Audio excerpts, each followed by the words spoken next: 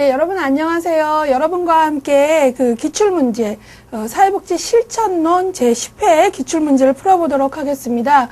기출문제를 통해서 여러분들이 바로 전 시험에는 어떤 문제들이 나왔나 한번 점검해 보시고요. 또 여러분들 문제풀이 과정을 통해서 어느 부분이 내가 변별력이 좀 약하구나 라는 것들을 해서 그것들을 찾았다면 다시 한번 학습 포인트 잡으시고요. 예, 그래서 여러분들이 준비하시는 10일에 유용한 도움이 됐으면 합니다. 자, 그럼요. 여러분들 저와 함께 10회 기출문제 한번 풀어보도록 하겠습니다. 여러분들 기본서 맨 뒤에요. 예, 11회 대비 기본서 맨 뒤에 기출문제 나와 있죠. 예, 그것들 같이 보시면 될 것 같아요. 1번 보겠습니다. 실천 개입의 목표로 바람직하게 기술된 것은 그랬어요. 예, 여러분들 저하고요. 실천 과정에서 중요한 것들은 우리가 처음 자료 수집, 사정, 계획, 개입, 평가, 이렇게 종결과 평가 이렇게 있는데 각 단계마다 중요한 포인트들이 있었어요. 근데 지금 나온 거는 바로 개입 목표를 잡는 부분인데요. 목표에서 바람직하게 기술된다라는 건 바로 뭐죠? 구체적으로. 그리고 이것들을 좀 더 우리가 하나의 핵심으로 본다면 SMART 해갖고요. 스페시픽하게 잡아라. 특정하게, 구체적으로 잡아라. M, 측량 가능하게, miserable하게 잡아라 했고요.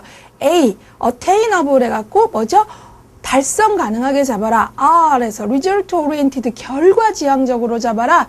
T, 타임 스케일, 시간 안배를 갖고 일을 진행하도록 해라. 이런 것들이잖아요. 바로 목표를 잡는 데 있어서 구체적이고 측량 가능하게 잡는 거 아주 중요하고요.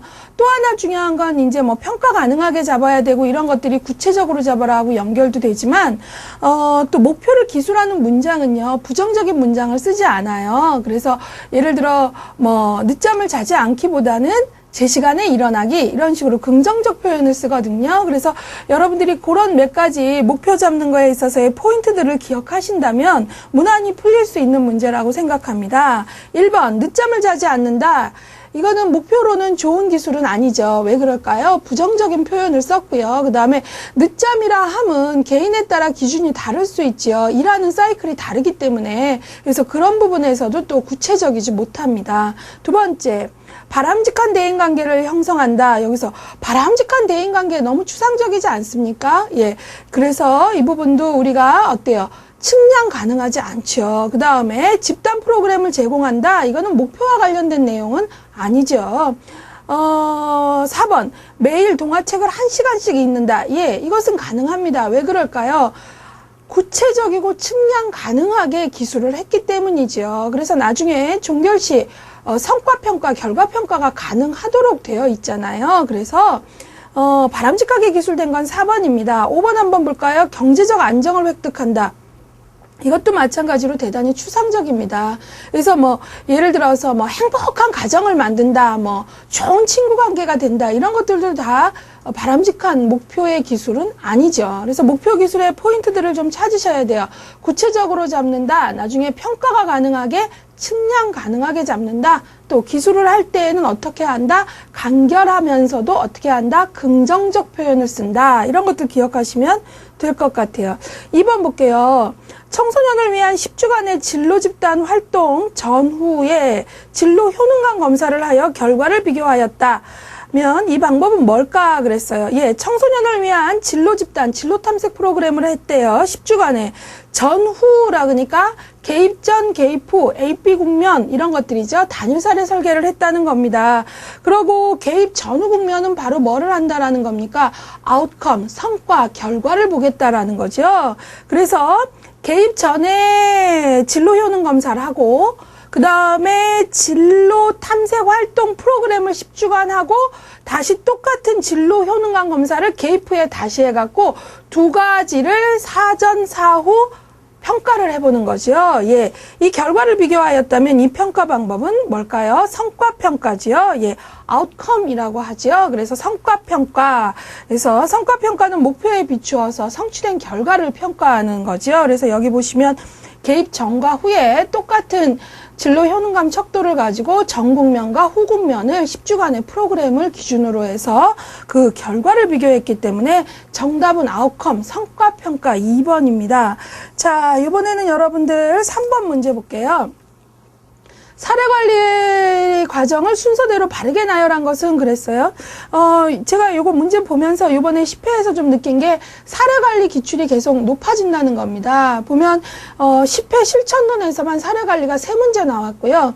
여러분들이 실천 기술론 문제 푸시면 거기서도 또 사례관리가 1문제 나와요. 그러면 총 10회에서만 사례관리가 4문제가 나왔다는 겁니다. 그래서 여러분들이 사례관리의 전체 기출 빈도도 우리가 유념을 해야 되겠지만 최근에 사례관리가 기출 빈도가 높아진다라는 거 아주 중요한 포인트가 될 것 같습니다.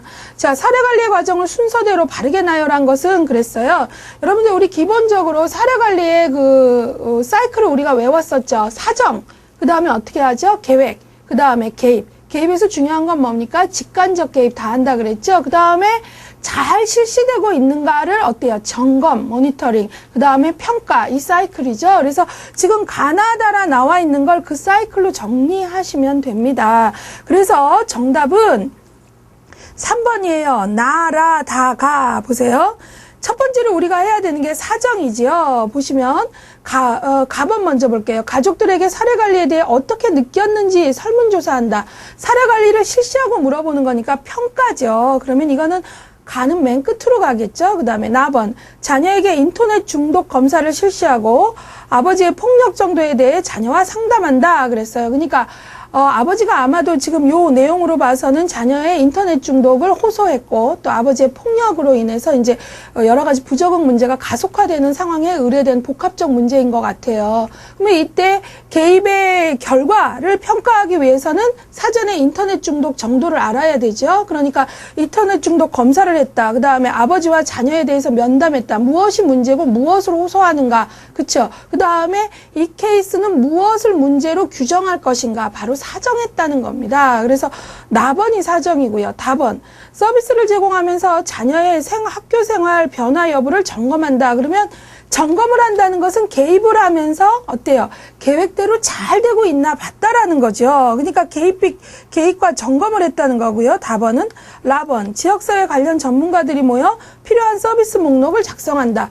예, 복합적인 욕구를 사정한 다음에 어때요? 이 복합적인 욕구에 대해서 다양한 직간접 자원들이 어떻게 개입할 것인지 리소스 인덱스, 자원의 목록을 정리한 거예요. 여러 가지 기관들이.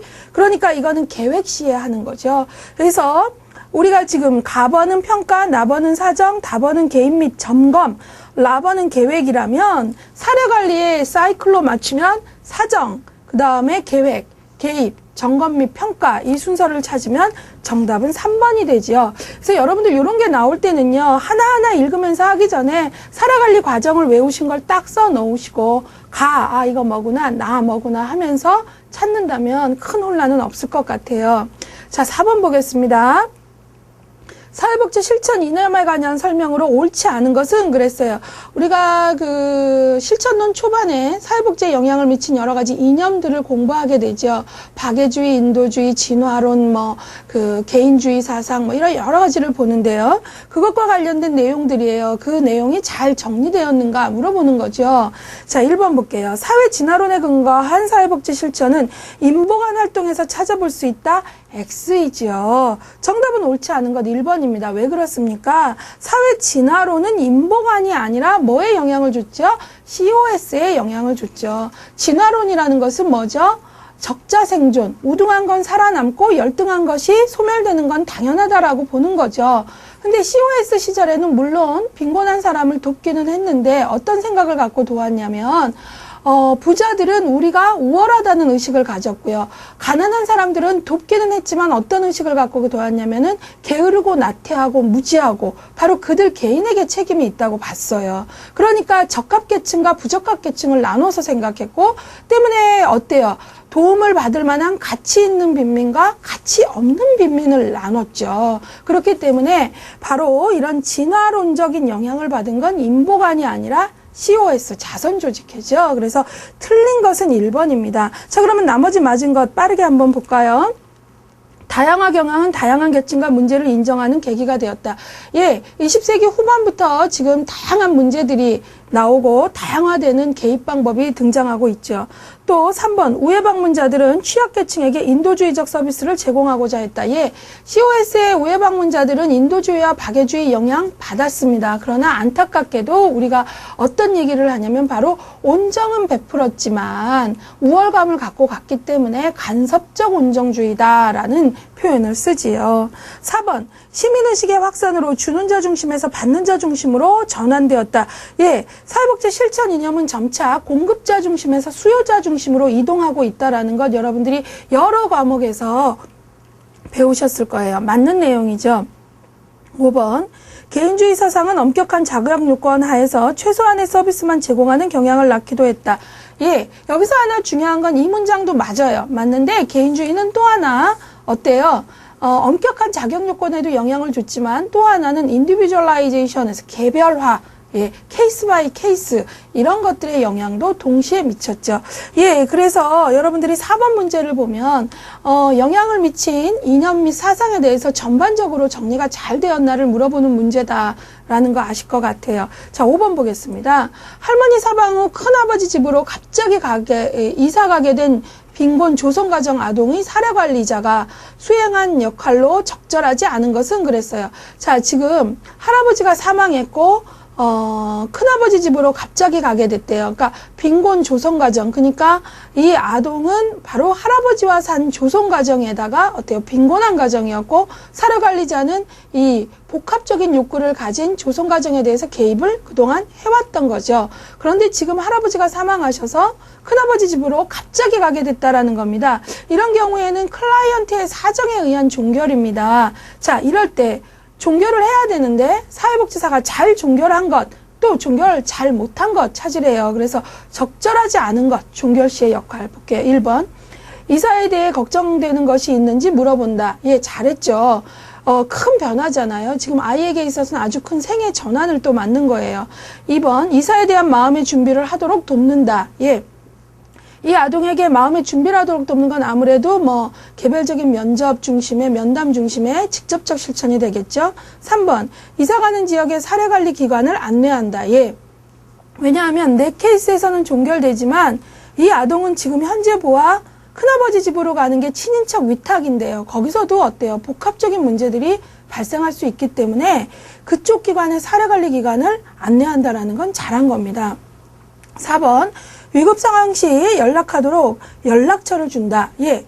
지금 이 경우에는 여러 가지로 지금 할아버지가 사망하셨고 또 생활에 큰 변화가 있기 때문에 위기 상황이죠. 그래서 연락처를 주는 건 잘했어요. 근데 이때 주의하셔야 되는 거는요. 연락처를 주시되 이때 중요한 건 개인적 연락처보다는요. 기관의 연락처, 내선번호 이런 것들을 주시는 게 또 주의할 사항이기도 합니다. 5번 잘했습니다. 4번까지 5번 갑작스러운 이사이므로 이사와 함께 사례관리를 종결한다.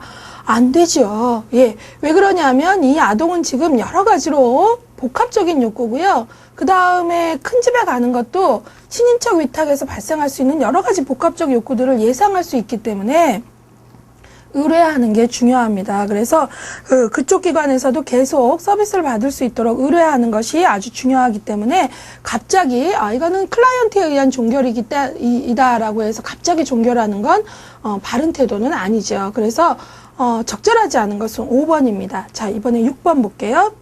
인테이크 시 상담 내용으로 옳은 것을 모두 고른 것은 그랬어요. 자, 인테이크, 예, 바로 초기 면접이라 그랬죠. 그리고 인테이크에서 아주 중요한 건 뭐죠? 클라이언트의 욕구와 우리 기관이 줄 수 있는 서비스가 적합한가 알아보는 거예요. 자, 이때 옳은 것. 상담 내용. 저희 기관을 어떻게 알고 오셨나요? 예, 기관을 오게 된 루트를 확인했네요. 잘했습니다. 나번 지난 한 주간 변화가 좀 있었습니까? 이거는 서비스 개입이 진행되는 동안 하는 내용이죠. 틀렸고요. 3번 함께 사는 가족은 몇 분이신가요? 인테이크 시 하는 아주 기본적인 정보의 중요한 내용이죠. 답변도 좋습니다. 라번 그동안 저희 사회복지사가 도움이 되셨나요? 이거는 서비스가 끝나고 나서 클라이언트의 만족도에 대한 과정평가에서 있을 수 있는 질문이지요. 예, 정답은 인테이크 시의 상담 내용으로 할 수 있는 질문들로 잘 된 거는요. 가번, 답번 2번입니다. 자, 이번에는요. 7번 문제 보겠습니다. 사회복지 실천의 목적으로 옳지 않은 것은 그랬어요. 자, 그러면 우리가 사회복지 실천의 목적 크게 여러 가지 생각할 수 있죠. 그런데 대표적으로 우리가 실천의 목적으로 얘기하는 게 부적응에 대한 적응,